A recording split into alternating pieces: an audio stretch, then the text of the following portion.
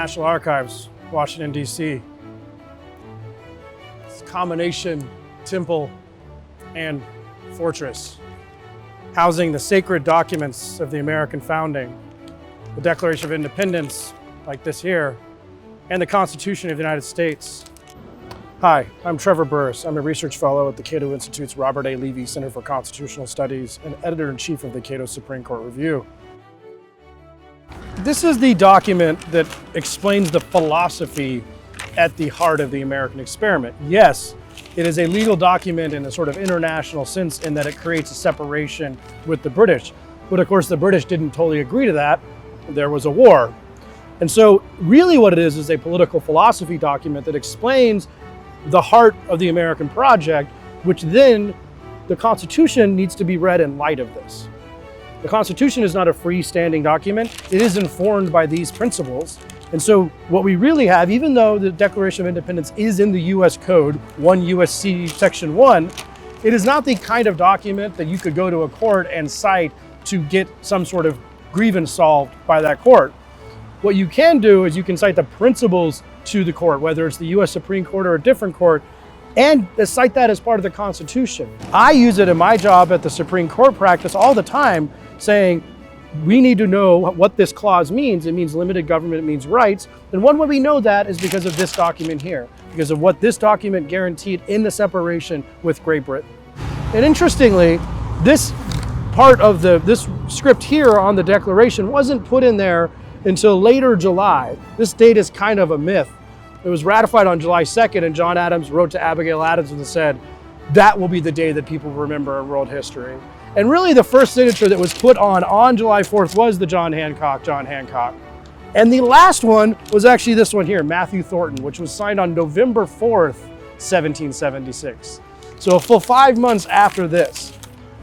Only after New York agreed that they were going for independence too, could they put this on here and say the unanimous declaration of the 13 United States of America. So the actual declaration is more of an ephemeral concept. Really on July 2nd, they ordered the production of the Dunlop broadside, which was the first printing of about 250 copies, because it had to go out to the people, it had to be read to the people. George Washington on July 9th ordered it read to his troops, which were camped in New York City fighting the British.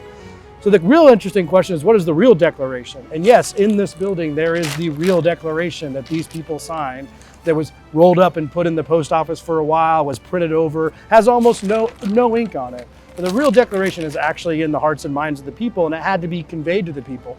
So I always carry this around with me. This is the Cato copy of the Declaration of the Constitution.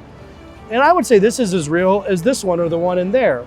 It conveys the same words, but it was the kind of thing that the people read and said, yes, we are separating from the British, read out in the town square in Philadelphia.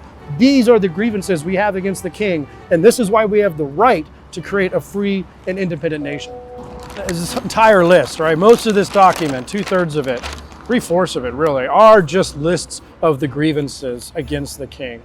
Now, if we were to do this today, if we were to say, if it is the right of the people to abolish a government that is destructive of the ends of pursuing a life, liberty, and pursuit of happiness, your rights to life, liberty, pursuit of happiness, how long would our list of grievances be?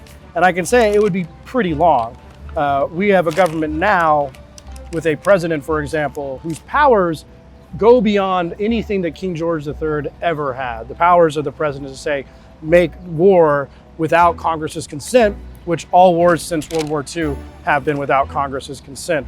So our list of grievances could be quite long. It's quite clear that the framers of this document, of which some of them were in the room, 6 people signed the Declaration of Independence and signed the Constitution. It's quite clear that the framers of this document and the framers of the Constitution would be fairly surprised at what our government looks like today. They were very state-based people. They believed in their state powers. They believed that most governments should be their state. Most of those laws, drinking ages, laws about criminal activity, that's going to be put by your state. For Thomas Jefferson, who wrote this, he had been a Virginia governor. He was a Virginian through and through. He cared more about Virginia than he did about other states. Jefferson and the others of the committee who wrote this were deep believers in the philosophy of John Locke. And John Locke was a radical. He really was for the time. At a time when divine right of kings had been reasserted by the Stuart kings in England in the 17th century, he denied that such a right existed. It's difficult to think about Thomas Jefferson here, who wrote the lines, "We hold these truths to be self-evident that all men are created equal," and his slaveholding for his entire life, and as well his relationship with Sally Hemings, which could best be described as some form of rape. It's difficult to reconcile that, and I think Thomas Jefferson himself had a hard time reconciling it. At different times in his life, he wrote things about that slavery should end. The famous line that American slavery was like having a wolf by the ears. But he was definitely also a racist, meaning he could believe that all men are created equal in the sense that they all have the same rights, but not in the sense that they're all equally intelligent or equally gifted at athletics. And so he definitely believed that African Americans, the slaves of the time, were lesser people. And so one of his concerns was, if they were to be freed, could they live amongst the white people? And I think that's one of the things that kept him from fully getting into abolition. But that does stain his record. But one of the things about people in history is that if you look into their biographies, often what they did and what they said are not the same. That can be true of someone like Gandhi or Martin Luther King Jr. or Thomas Jefferson. I think these words do and will hold up over time, despite being written by a man who owned other people. Because even he was articulating something that I think he believed, that there were equal rights amongst these people if there was an equal ability in his mind. There was such a long period of time, even between just 1774, when the first Continental Congress convened, and 1776, when this was written, that they believed that they could fix the situation with the king.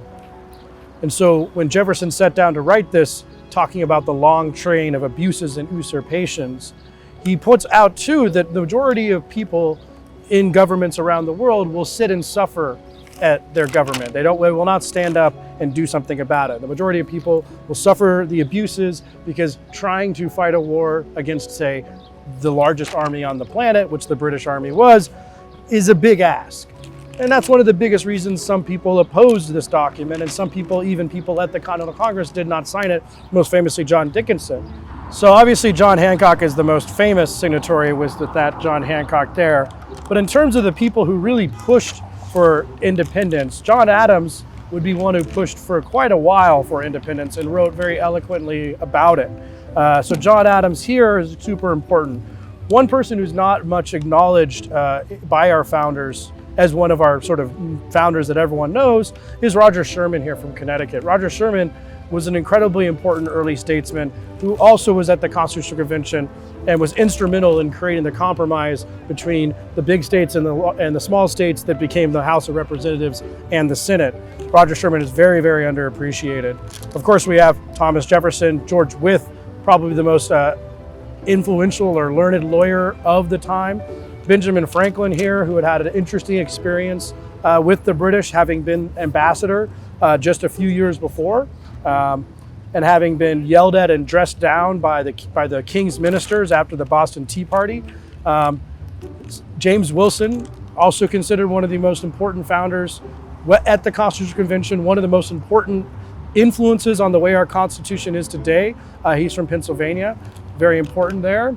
Sam Adams, of course, participated and orchestrated the Boston Tea Party in December of 1776 and was a tireless advocate against tyranny since the Stamp Act of 1765.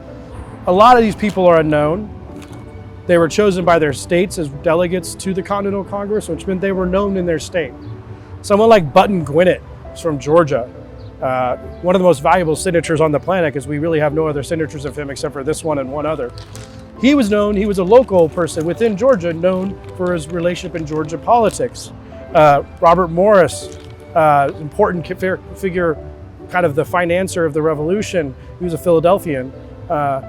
These people were chosen by their states because at the time and for decades after, the states mattered. National figures were kind of rare at this time. The most important national figure, the most famous American, was George Washington. And second was Benjamin Franklin. And even when they get to the time of the Constitutional Convention, A lot of those people there are chosen by state, they're all state delegations chosen by their state representatives to draft a constitution. We have here a group of people who did the most important thing that we often don't take for granted when they signed this document. Lexington and Concord had happened in April of 1775. There was a war ongoing. Washington troops were about to lose New York City as the British came down and even entered Philadelphia within a few months. And so the very last line of this document that these men put their signatures to says, "And for the support of this declaration and with a firm reliance on the protection of divine providence, we mutually pledge to each other our lives, our fortunes, and our sacred honor." If we would have lost the revolution, if the Americans would have lost the revolution, we wouldn't call it the revolution anymore. We would call it the Second English Civil War. And all of these people would have been hung. Every single one of them who put their signature to this document.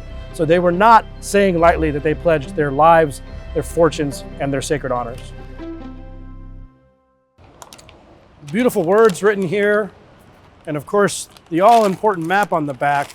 Wait, there's no map here. But there are actually mistakes. We have one right here, where he misspelled representative. He has dissolved representative houses. And we have done here only. Our repeated petitions have been answered only by repeated injury. But other than that, it's a little bit more clean and definitely shorter than the Constitution. I'm a Colorado who's lived in DC. I always carry paper towel in my pocket in the summer in DC.